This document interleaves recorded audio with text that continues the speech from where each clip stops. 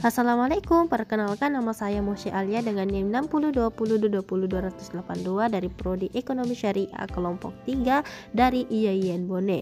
Adapun video ini merupakan tugas sebagai pengganti ujian pada mata kuliah Manajemen Keuangan Syariah oleh dosen pengampu Dr. Syaparudin SAG MSI. Selamat menikmati videonya. Sebelum saya membahas tentang pembiayaan modal kerja dengan akad mudharabah, terlebih dahulu saya akan menjelaskan hal yang umum dulu. Nah, kita masuk pertama tentang pengertian pembiayaan modal kerja. Menurut Otoritas Jasa Keuangan atau OJK, pembiayaan merupakan dukungan pendanaan untuk kebutuhan atau pengadaan barang atau aset atau jasa tertentu yang mekanismenya umumnya melibatkan tiga pihak, yaitu pihak pemberi pendanaan, pihak penyedia barang atau aset atau jasa tertentu, dan pihak yang memanfaatkan barang atau aset atau jasa tertentu. Nah, produk pembiayaan disediakan oleh Bank Umum Syariah atau Unit Usaha Syariah atau BPRS atau perusahaan pembiayaan. Namun, terdapat pula mekanisme yang hanya dapat melibatkan dua pihak seperti pembiayaan emas di bank atau BPRS Syariah dan pembiayaan dengan cara jual atau sewa balik atau sale and lease back. Nah, pengertian pembiayaan modal kerja berdasarkan dari pengertian di Bank Panin Syariah bahwa pembiayaan modal kerja adalah fasilitas pembiayaan yang diberikan kepada perorangan, badan usaha maupun badan hukum yang kebutuhan modal kerja. Nah, penyediaan uang atau tagihan yang dipersamakan dengan itu berdasarkan persetujuan atau kesepakatan antara lembaga keuangan syariah dengan pihak yang dibiayai untuk mengembalikan uang atau tagihan tersebut setelah jangka waktu tertentu dengan imbalan yang ditetapkan sebelumnya.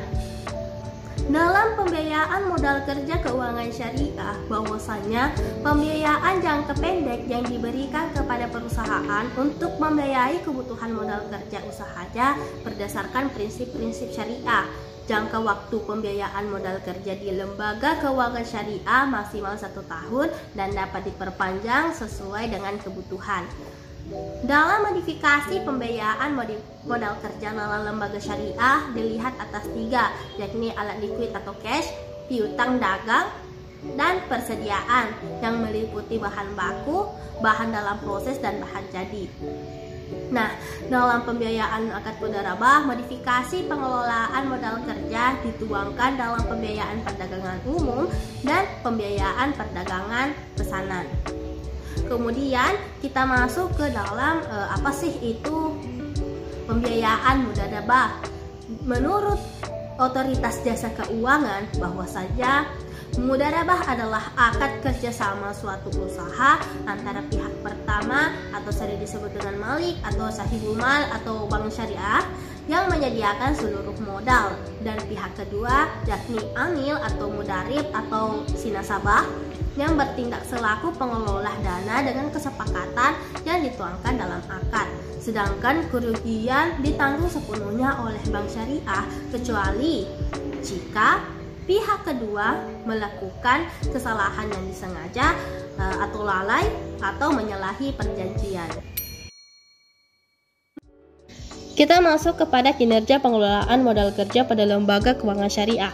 Untuk mengetahui gambaran kinerja pengelolaan modal kerja ini, ada 4 komponen yang harus diperhatikan, yaitu CER atau Capital Adequacy Ratio, ROA Return on Assets, kemudian NPF Non-Performing Financing, dan FDR atau Financing to Deposit Ratio yang kita bisa lihat di gambar ini. Nah, keempat komponen tersebut akan memperlihatkan persentase yang dimana keadaan lembaga keuangan syariah ini berada dalam keadaan sehat atau baik atau buruk. Sebelum kita membahas lebih dalam tentang tabel ini, saya akan memperlihatkan keterangan persentase tersebut. Nah, kita kembali kepada tabel sebelumnya. Nah, kita akan bahas pertama adalah CER. Nah, pada tahun 2023 bulan Maret, bahwa kinerja keuangan Bank Umum Syariah pada persentase CER-nya ini mencapai 26,01%. atas persentase tersebut kita bisa lihat bahwa Bank Umum Syariah ini memiliki cukup modal untuk menanggung risiko yang ada. Kemudian persentase ROA pada tahun 2023 bulan Maret bahwa tercatat 2,18%. Dilihat dari persentase tersebut, maka menunjukkan Bank Umum Syariah mampu menghasilkan keuntungan yang memadai dari aset yang dimilikinya. Kemudian NPF, persentase NPF dari bulan Maret 2023 sebesar 2,38%.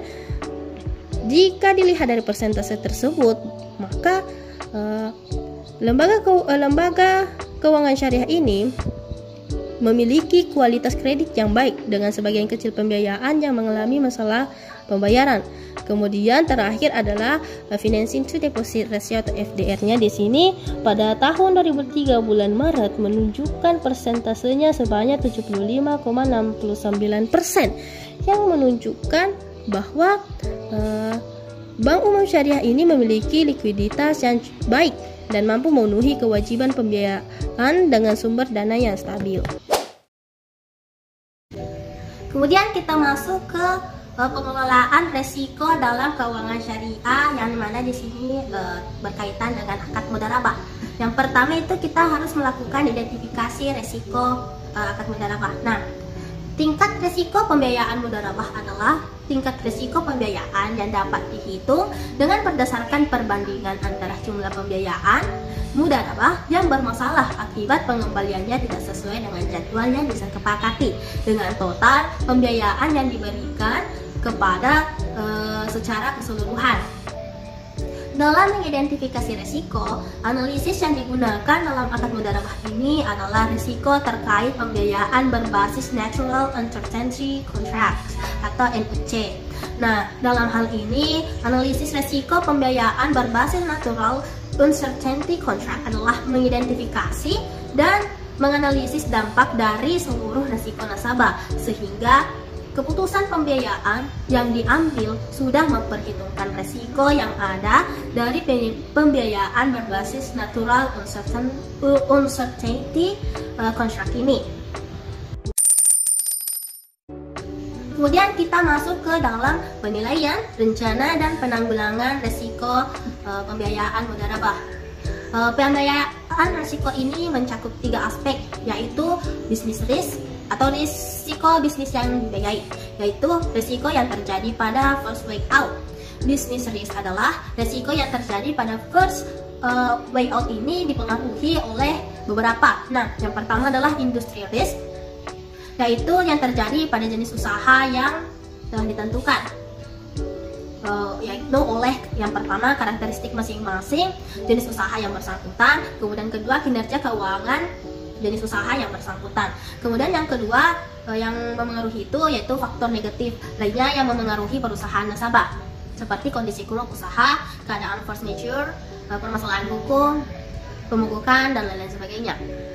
Kemudian penilaian risiko yang kedua adalah shrinking risk atau risiko berkurangnya nilai pembiayaan mudharabah, yakni risiko yang terjadi pada second way out. Nah, shrinking risk adalah risiko yang terjadi pada second way out yang dipengaruhi oleh yang pertama usual business risk, yaitu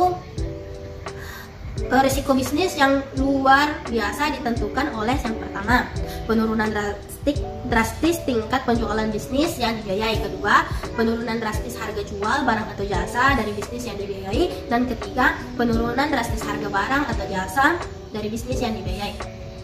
Nah, jenis bagi kemudian dari shrinking risk ini yang memengaruhinya yaitu yang kedua, jenis bagi hasil yang dilakukan, apakah profit and loss sharing atau review sharing. Nah, untuk jenis profit and loss sharing ini, shrinking risk muncul bisa terjadi loss sharing yang harus ditanggung oleh bank.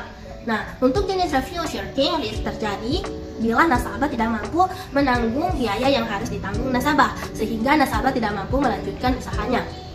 Dan kemudian yang memengaruhinya ketiga adalah disaster risk, yaitu keadaan force majeure yang dampaknya sangat besar terhadap bisnis nasabah dan dibiayai bank.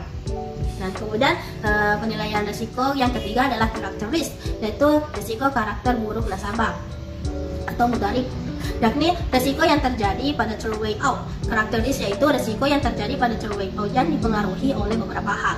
Yang pertama adalah kelalaian nasabah dalam menjalankan bisnisnya dibiayai bank, kemudian pelanggaran ketentuan yang telah disepakati oleh kedua belah pihak, kemudian ketiga pengelolaan internal perusahaan.